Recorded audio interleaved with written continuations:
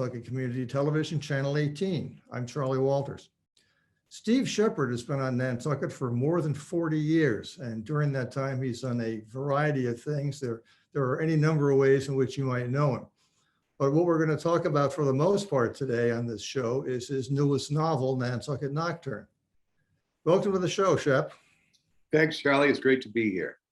And I called you Shep because I can't recall ever hearing anybody call you Steve in all the decades I've known you. So I'm going to call you Shep, but for those readers who don't know you and go to a bookstore trying to find your book, look for Steve Sheppard on the shelves. Yeah, please do. So first of all, let's get right to it. Tell us about the novel. It's called Nantucket Nocturne, a winter's idyll. And there's a treasure somewhere, and the winter denizens of Nantucket are searching clues to try to find the treasure. And also there's a couple of people of questionable character who want to get to this treasure before anybody else does. Now this is a mystery, of course, but it's not only a mystery. And let me throw this in right now. This book is a sequel. I don't want to give too much of the plot away here, but this is a sequel. So you want to tell us about the first book a little bit? Sure. The first book is Tourist Town. And in that book, a woman wakes up on a bench on Straight Wharf, not knowing where she is or who she is, and she decides she doesn't want to find out. So over the course of that book, she meets a bunch of Nantucket characters, and they become friendly. So this is a continuation with the same characters are in Nantucket Nocturne. So it's just a continuation of their story. So that these characters are kind of established, and also they were very familiar to me. So it was. I couldn't imagine writing the second book without them, and they were around, like on my shoulder, making sure I got it right. Now, when you say those characters are familiar to you, I'm assuming you don't want us to assume that these are not real people. No, but there are amalgams of people I've met through the years, and I used to work for the Inquirer Mirror as a reporter, and I also was the editor of the original Nantucket magazine. So I've interacted with a lot of Nantucketers over the years, and so there's some characters that are drawn from the old salts and the people that I've met through the years. Also, in Nantucket Nocturne, I do pay homage, if you will, to a couple of people who I worked with closely, and if you read the book, I think you'll figure out who those people are. Again, not to get into plot details, but I'd like you to expand a bit on what you were just saying. You were a journalist, and you, in the course of doing that work, you would have met all sorts of people during all of those years. But you've also done some other things here. And because I know you, I could tell that you were borrowing, shall we say, from your job experiences in the past. Talk about some of those and how they influenced your book. When I worked for the Inquirer Mirror, I was for several years, I was the court reporter, which meant every Monday morning, the place I reported to was the district court, and had my seat up front and got to witness a lot. Well, I got to witness whatever went on over the weekend on Nantucket, and also got to witness how the court system worked, but also the compassion that was brought to Nantucketers in the court system here, how The judge at the time, Judge Anastas, knew all the families of the people that were brought before him on usually minor charges, and he would admonish them to behave themselves and say things like, what would your parents think of you? And I think the court system has changed somewhat since then. In those days, he was the sitting judge, and now I believe they have rotating judges. So there was it was a sense of everybody knew each other. You walked into the courtroom, and the magistrate knew everybody that was going to be coming before them, and as did the judge. Other than that, working for the paper, you had to go out after the paper came out and face the people that you wrote about in the paper. So you had to make sure you got it right. And through that, really got to know a lot of the history of Nantucket and how it all intertwines, and how the history is even present today, not just in the old houses. Obviously, being a reporter influenced the fact that you're now a novelist. But I'm also wondering how being an editor has affected your writing of fiction. From here at the Inky, I went up to work for the Patriot Ledger in Quincy, Massachusetts for a year. And when I came back to the island, my editors at the Patriot Ledger said my experience as a reporter would help when I eventually became an editor. And I was a sports editor at the Enquirer and Mirror, and assistant editor at the Enquirer and Mirror. And as you worked with the reporters and helped them make their stories clear and concise, you learned, to not omit needless words, as Strunk and White said, right? So it did help my own writing, editing other writers' work, and also editing the Nantucket magazine for 8 years.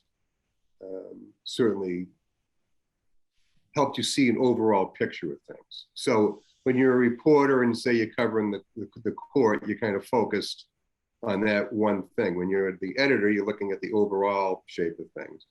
And also editing a newspaper or editing a magazine, you're looking at the overall scope of things. How does this fit in? And in magazines, as Nantucket Today does now, there's usually a central theme that they're working around, so that you learn cohesiveness as an editor. And I hope the readers of the book find that to be true. Nantucket Nocturne came out, I believe, in the summer of 2021. No, right at the beginning of scallop season. Okay, so that makes it October or November? Yeah, beginning of October. When did you start to write it? 3 years before that. Now, were you still working at that point? Yes, I was working at school, at the Nantucket Intermediate School, as music teacher. So we'll get back to the music later in the show, but you were still working, what, 9 to 5 roughly, or probably 8 o'clock to 5? 7:30 to 3:30. 7:30 to 3:30. Except on Wednesdays when we had the extended day. But it's a curious thing. So getting home from school in the afternoon, try to get in some exercise, perhaps, and plan for the next day's lesson. And it was you're kind of spent, and you're not getting a lot of writing done. And I know some teachers or people with full-time jobs, they'll get up at 4 in the morning and write. That wasn't going to work with old Shep. And so I was kind of writing a lot on weekends. And I remember talking to Blue Ballier about it, because she was a teacher as well when she started to write. And she said, it's tough being a weekend writer. And I go, yes, it is. So fortunately or unfortunately, you try to find the silver lining in things. So when the pandemic hit and we were all home, I had much more time to work on the book. Now, when you're writing fiction, computer, typewriter, longhand? Mainly on the computer, but also longhand. So I start sketching things out longhand on a legal pad. I just can't get away from the courts. And then because I learned it as a reporter, all the stories that when you're reporting, they were all just banged away on a typewriter at first. Can you believe it? We were working on typewriters. It doesn't seem so long ago, but I guess it was. And then moved on to computers. So you kind of get used to working that way. Was the Inquirer Mirror your first job on Nantucket? No, my first job on Nantucket was at Nantucket Looms, weaving. That's quite a change to go from weaving to journalism. But let me go back a little further. How did you end up on Nantucket? Well, I met Karen, my now wife, at college, and she brought me here. Had you been here prior to that? Because you were growing up. I never had. And, I grew up in the little town of Brockton, Massachusetts. And I would always go to the vineyard because vineyard's hardly an island. So it's only, and Nantucket, before I moved to Nantucket, it was a 3-hour boat ride from Woods Hole. Yeah. So it was kind of like, it wasn't, you weren't going to make a day trip out of it. So it was Karen who brought me here and taught me the error of my ways. And I fell in love with the island. And I believe Karen is a native, isn't she?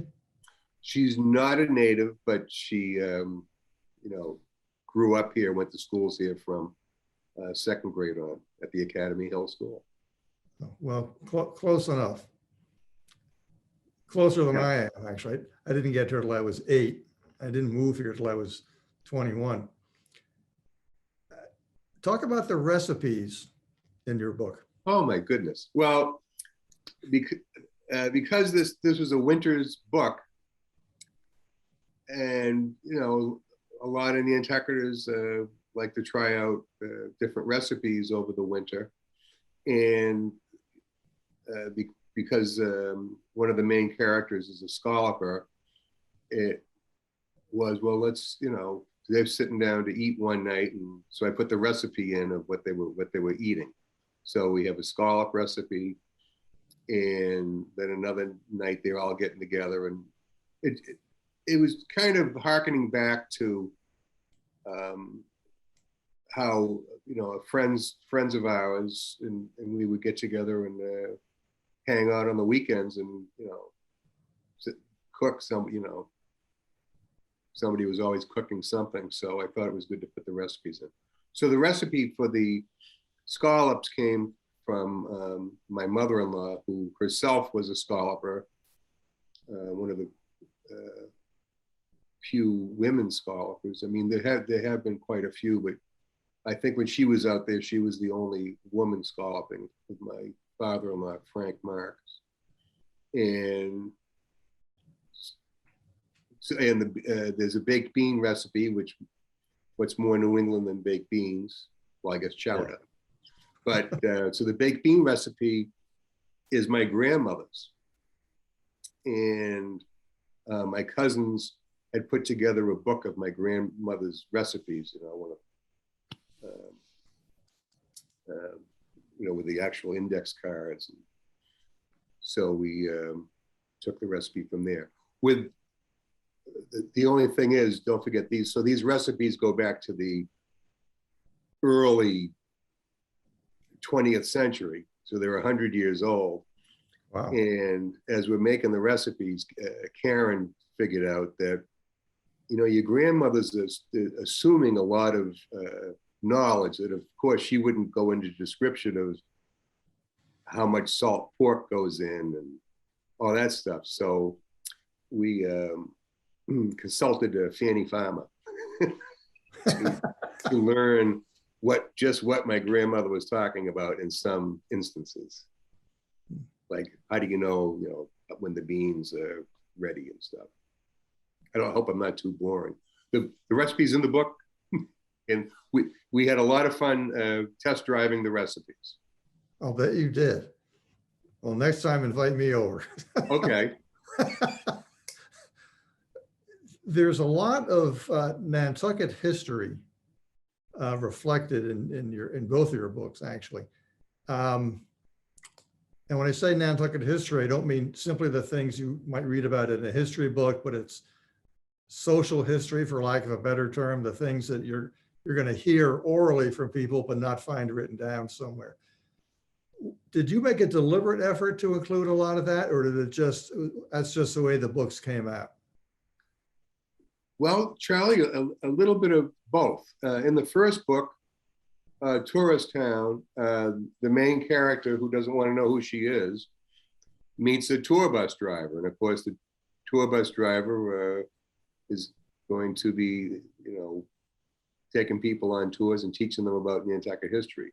And when she met him, she thought it was safe to learn about Nantucket history because she assumed she had never been here before. And I thought it was a good vehicle, so to speak, the tour bus, to, bring in Nantucket history to, because Nantucket's, for lack of a better description, a character in both books. And, the history on Nantucket, it's just all around us and kind of in the air. And there's always a connection to be made, no matter where you are or what you're doing, as to how things, how streets got to be this way, how streets got their certain names, why different areas of the island have their own unique history to them. So I kind of try to tie that in. Look, if you're going to be on Nantucket and really absorbing what's here, you can't help but have the history kind of confront you, usually in good ways. You walk around town and you're surrounded by it. Whether you're interested in it or not, when you walk around town and all the houses are 150 years old or older, right? It's always there. There's something you can do about it. And when I first moved here, there were fewer people on the island year round, and every one of them seemed to know something about a certain aspect of Nantucket history that they'd share with you. So that was kind of what I was doing too. I was just relaying some of the historical stories that I'd heard over the years and try to put them in a book and make it it's just part of the fabric of the island. Now, I know the answer to this question, but I'll ask it anyway. Where did you get the idea for having a tour bus driver? Well, it was one of my many jobs, Charlie. And one of the more interesting jobs I've had on the island, because the other drivers themselves were certainly characters, and certainly it was almost like doing a stand-up comedy act with the other drivers, and everyone had his or her own routines and their own ways of getting the, showing the island to people in their own way, or and to be honest, the tour bus drivers were expressing their love for the island in each of their tours. So, and we also had competitions. We had friendly competitions with the other drivers, and in fact, another driver and I, we would try to keep everybody laughing the whole tour. And that was over an hour, and that was our goal. But they'd be learning, but hopefully they were enjoying it too. And you were driving those big buses, what, 30 or 40 passenger buses? No, I was driving the old blue and white buses that,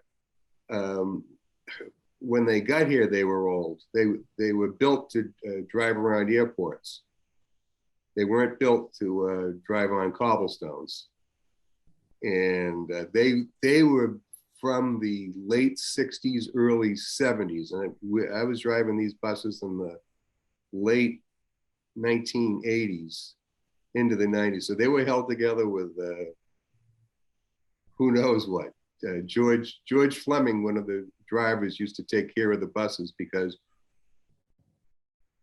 I mean, he knew mechanics, and he just had to Mickey Mouse a lot of stuff.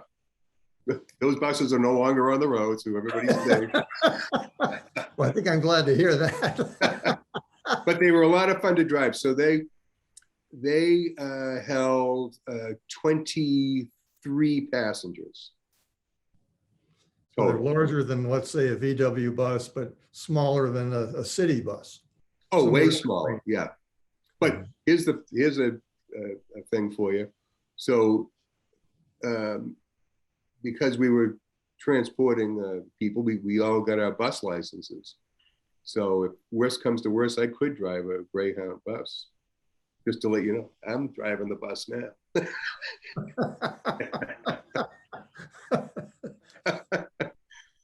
Well, now, you've been here long enough, and you've been in publishing one way or another for long enough. I want to ask questions about the past, the present, and the future. First, publishing. Publishing today is not what it was 5 years ago, 10 years ago, absolutely not what it was 30 years ago. So I'd like to hear your thoughts on the business in 2022. Well, with the first book, Tourist Town, I was taking the traditional route, finding an agent, and Nancy can attest to that, because I was asking. Nancy's my wife, for those who don't know. Nancy Thayer's got a new book coming out in May, right? That's right. So go to the book signing, everybody. I'll be there, and Nancy will be there. Charley will be there. And it finally turned, and I was getting good response from it, but it was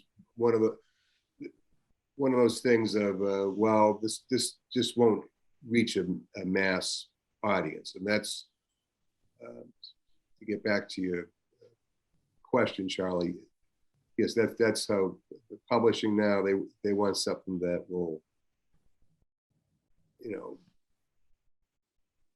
pique the interest of a lot of people in a lot of different places. And it can't, and the advice I got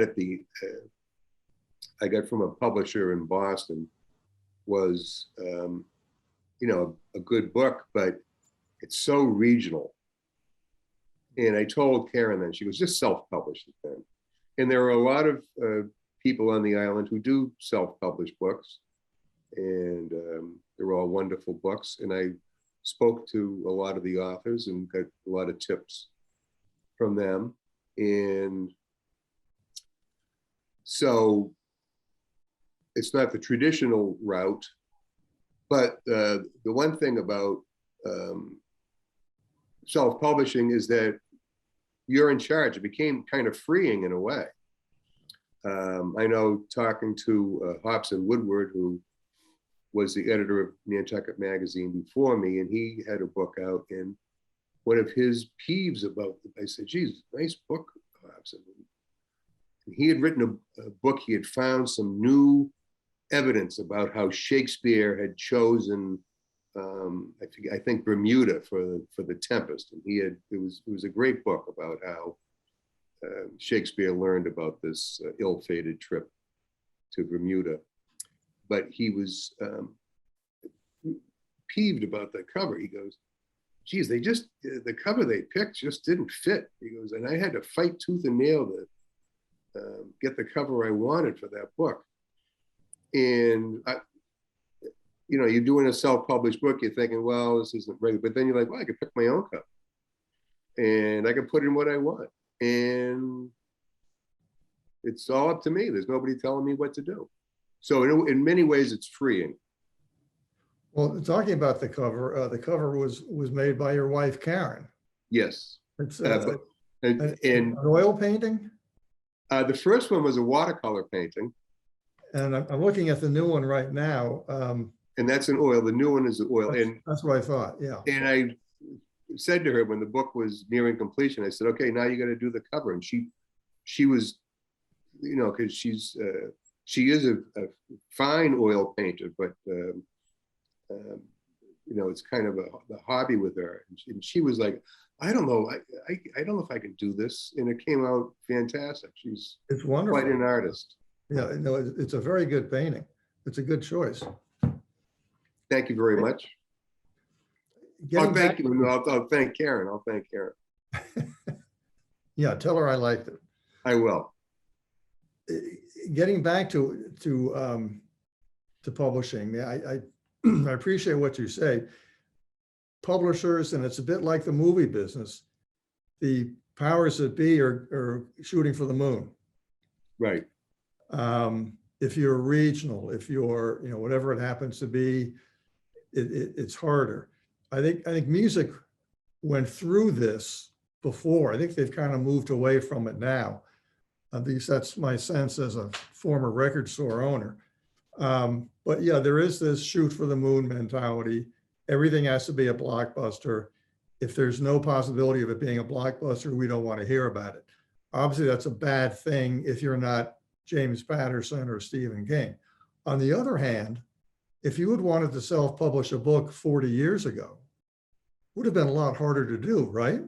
Oh, absolutely. Absolutely. So there is a silver lining to this cloud.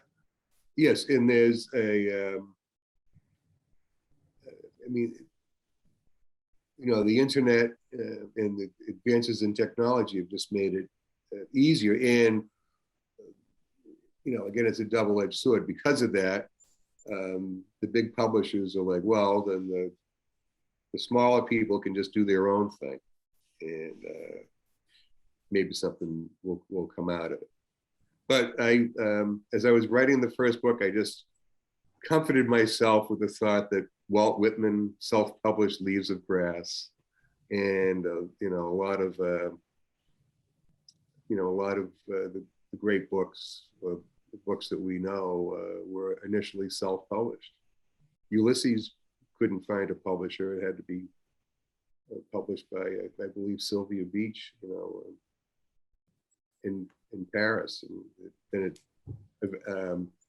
Wasn't it Bennett Cerf who took the chance on Ulysses and it may have been. I don't know enough about built that. up. That was the beginning of Random House. I mean, that was like his big. Well, if it was Random House, it probably would have been Bennett Cerf.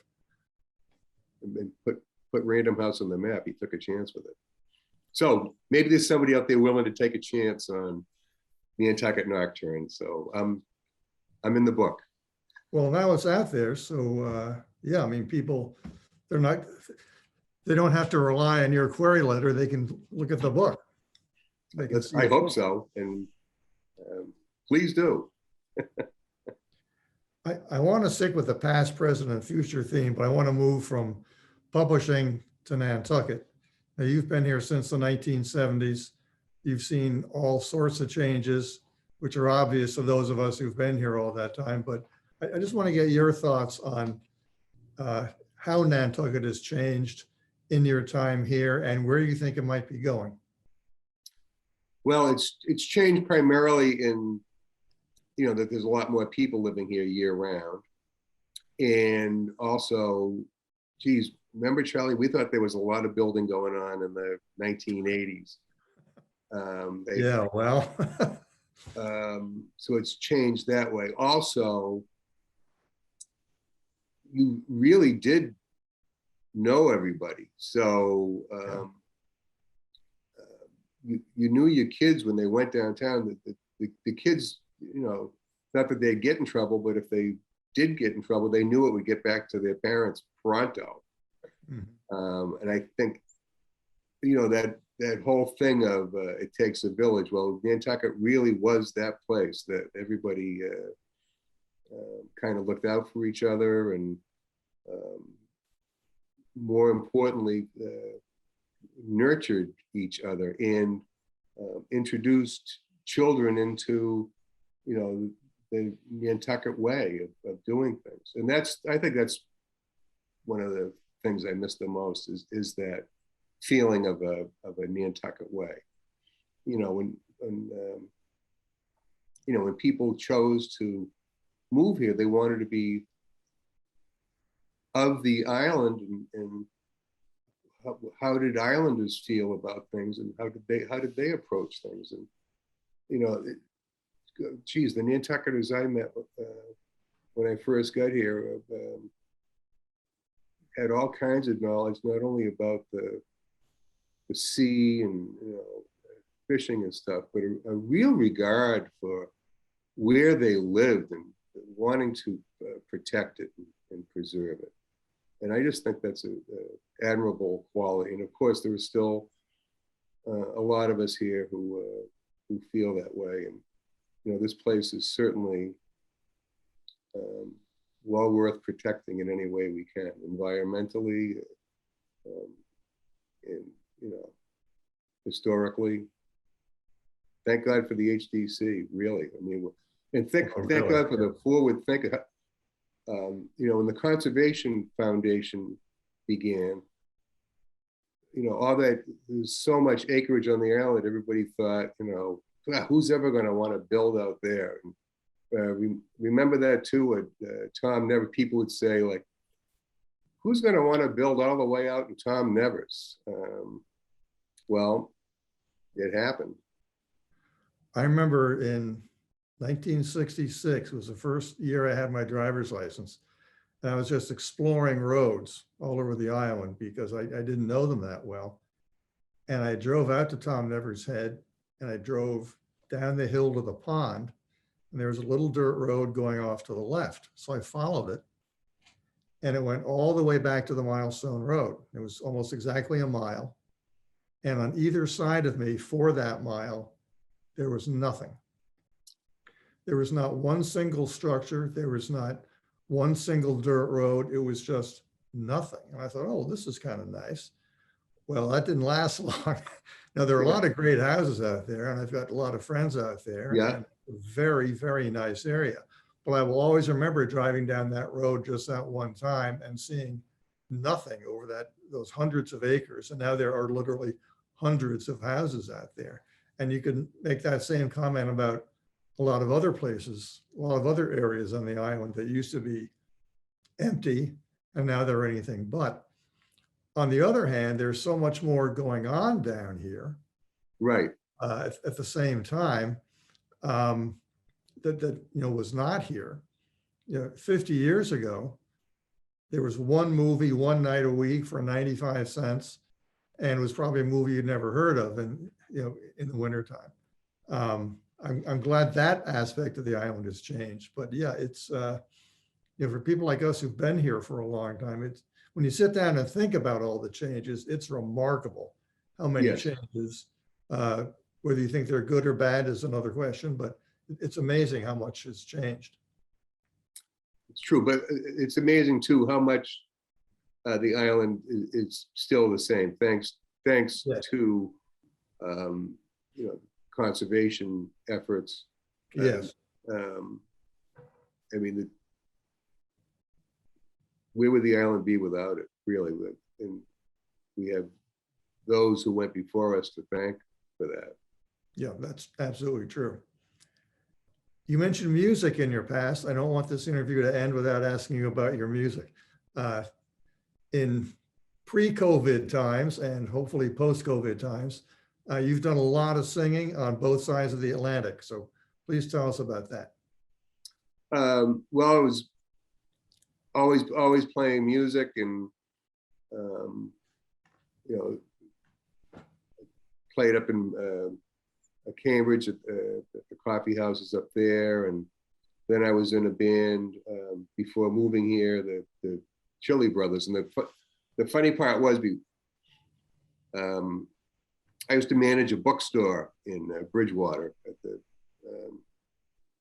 where the college is, but a guy I know, Jim Polana, who played in the Chili Brothers, said, "Geez, we're looking for a bass player."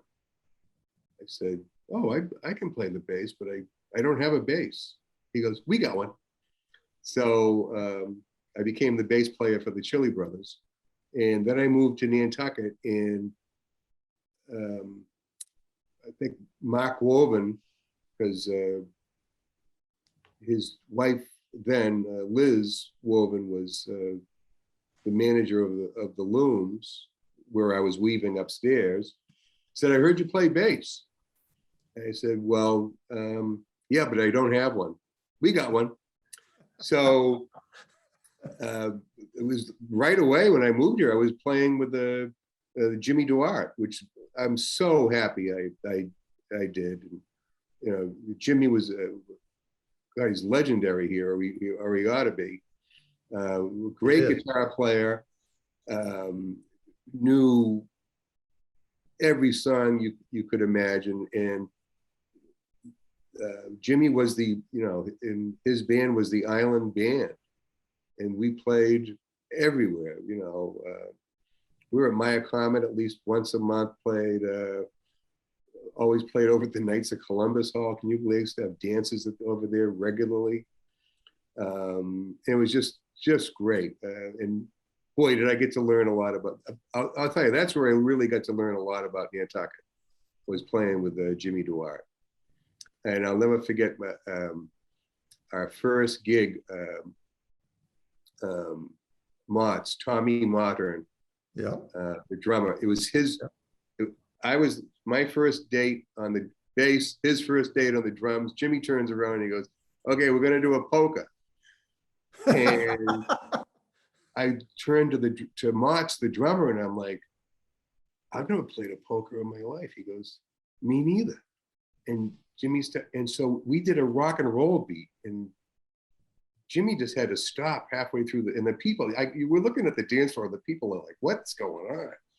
And Jimmy just stopped and turned around and he said, "It's not 1, 2, 3, 4. It's, oompa, oompa, oompa." We go, and Mott's got it. He's like, "Follow me." And so it was a lot of fun. And from there, moved more into doing folk stuff, and played quite a bit at the Brotherhood. And, we were very fortunate that we met a lot of great musicians at the Brotherhood, and we ended up kind of as the wintertime house band, which was nice, and just a wonderful memories, and a great place boy, what a great place to play, and a great atmosphere. And what did you call yourself? We were Poland Strings to begin with, because Dave Poland, a fabulous musician and violin player, I think of him all the time. He taught me so much about music. And that was Dave Poland and Michael Kopko and Eric Wendelkin and I. And then Dave moved on, because Dave was still commuting to the island a lot in those days. Then he moved on to Delaware. So it was Chris Westerland, who plays mandolin, Eric and I, and we were playing at the Brotherhood. And I think Eric said, "We need a name for this band, because they're used to us as Poland Strings or the Dave Poland Trio, and we just got to come up with a name so they can put it in the paper this week." And I think it was, oh no, it was one of Karen's friends, because we were like, wait, we got to find a name for the band. She goes, call yourselves the Sheppcards. And I'm like, I don't want to use my name. So we thought for the first week, and then because we was like, we'll figure out something else. And then it was like, the other guys in the band said, that's how people know us now. So we're staying that way. So. Well, it's a good name. Oh, thanks. If I do say so myself, no. One last question before we go. What are you working on now? I'm working on a new novel set on Nantucket. I can say where the Nantucket Nocturne takes place a lot on the water, because again, one of the main characters is a scalper, and we talked this next novel is going to take place primarily on land and exploring the moors. Should we consider this part 3 of a trilogy, or is it too soon to tell us that? Too soon to say. Stay tuned. Okay. Any projected finish date? I'm still working on the first draft. I hope to have a first draft finished within 6 months. Now that I'm great. Just writing is an occupation, and I know 6 months sounds like a long time, but that, as you know, that's hitting it every day trying to do it. So with luck, we'll see this by the end of 2022, maybe. That's the projection. Let's hope. Well, that's great. That's great. Thanks. I'm happy to hear that. But I better get going and get writing. Thanks for doing this show, Shep. This has been wonderful of you to take the time. Thanks so much, Charlie. I really appreciate it. It's just great talking with you. And hopefully we'll be able to hear you post-COVID this summer, but knock on wood. Somewhere, somehow, someday. Let's hope soon. Shep, thank you. Appreciate it. Thanks a lot, Charlie. For Nantucket Community Television, Channel 18, I'm Charley Walters. Thanks for tuning in, and I hope you'll join me again.